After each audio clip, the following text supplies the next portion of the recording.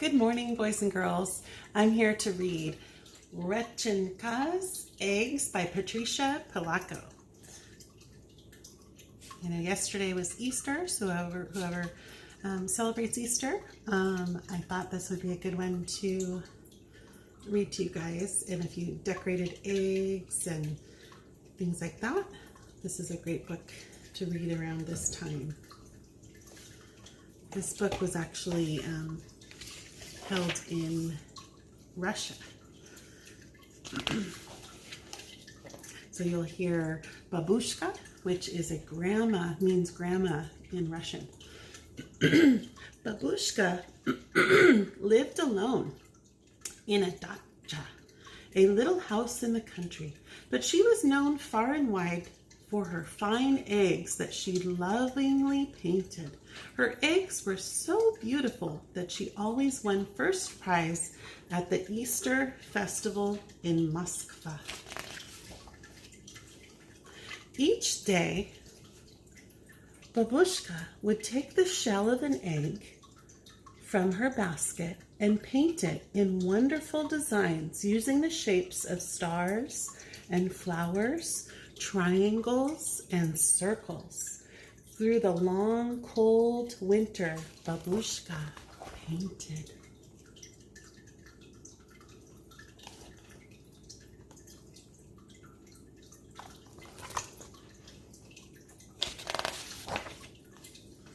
Then, one day, after a snowstorm, Babushka went outside.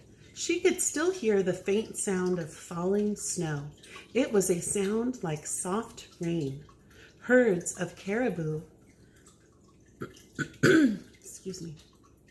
came to feed at Babushka's because the grasses they usually ate were covered with snow. A miracle, she whispered as she fed some. These wild things have found their way to me.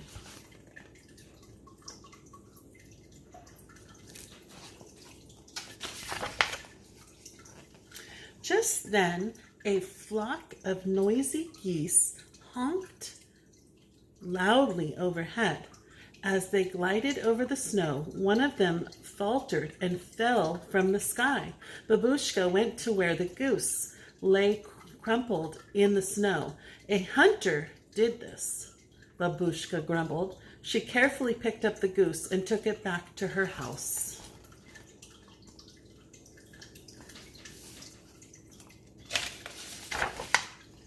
There, she fed the little goose from her own table and put the goose in her best basket lined with the warmest quilt from her own bed. I shall name you a good name, one that we both can like, eh, my little friend? She said as she patted the goose's head. How do you like Rechenka? Yes, then Rechenka it shall be. With Babushka's care, Rechenka grew stronger as each day passed. To repay her kindness, Rechenka laid an egg for breakfast every morning.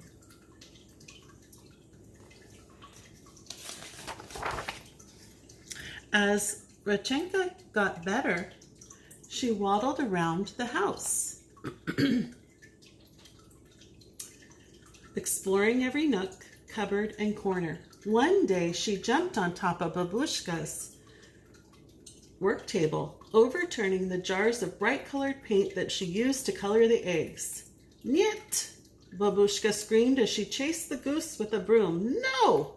The frightened goose flapped her wings to get away and knocked over the basket of eggs that Babushka had so lovingly painted. The eggs crashed onto the floor and shattered into millions of pieces. They were both very sad. There was no reason now for Babushka to go to the festival.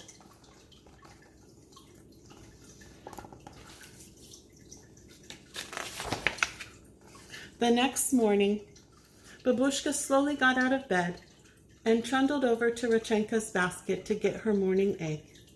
But when she reached into the middle of the quilt, she picked out the most brilliantly colored egg that she had ever seen. A miracle, Babushka whispered. A miracle.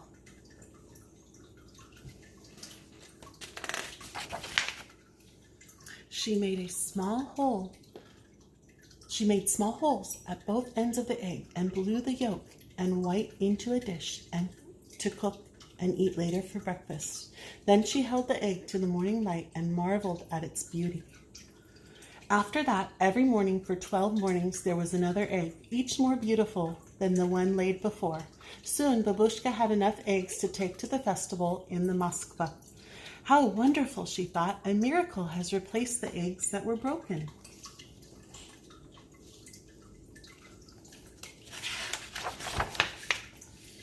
Spring is here, my little friend, Babushka said to Rodchenka the morning of the festival.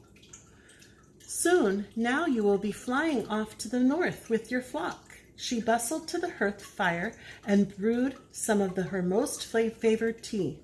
The two shared a saucer of tea with gulich, a sweet Easter bread. She covered each piece with pashka, a spread of cheese, butter, and raisins. They savored each bit together. One for you, one for me, Babushka chanted. Dada, my little friend, I shall sorely miss you, but you are a wild thing, and a miracle sent you to me. It would not be right to ask you to stay with me forever.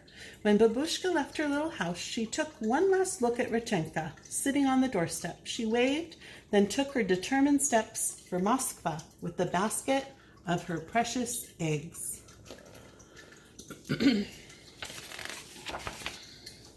She crossed Lebetov Valley, where the caribou mothers were walking their newborn calves. A miracle, she thought. New little lives. A miracle. She crossed the bridge over the Moskva River, and soon she could see the onion domes of old Moskva.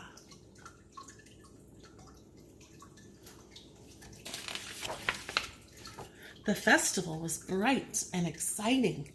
There were goat carts selling gulich, processions, dancers, jugglers, and laughing children playing and running. Babushka showed her old friends the eggs. Her eggs are the most beautiful in all Russia, they thought.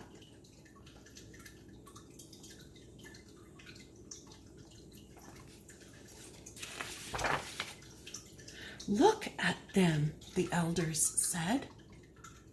They almost glow, as if the paint is part of the shell itself. The judges picked Babushka's eggs as the most beautiful. Babushka was so happy. She beamed as she looked at the first prize, a feather bed quilt.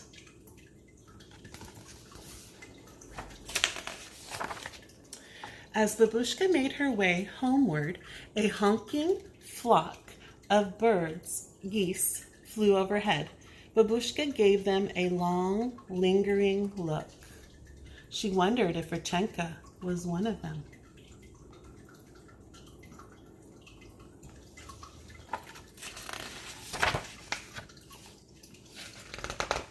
When Babushka arrived at her home that evening, Rodchenka was gone.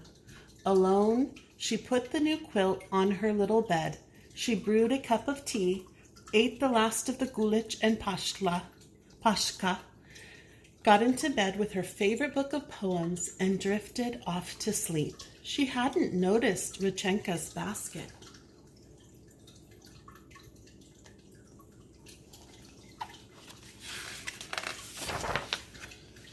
But that night, Babushka was awakened from a sound sleep by an ever so small sound.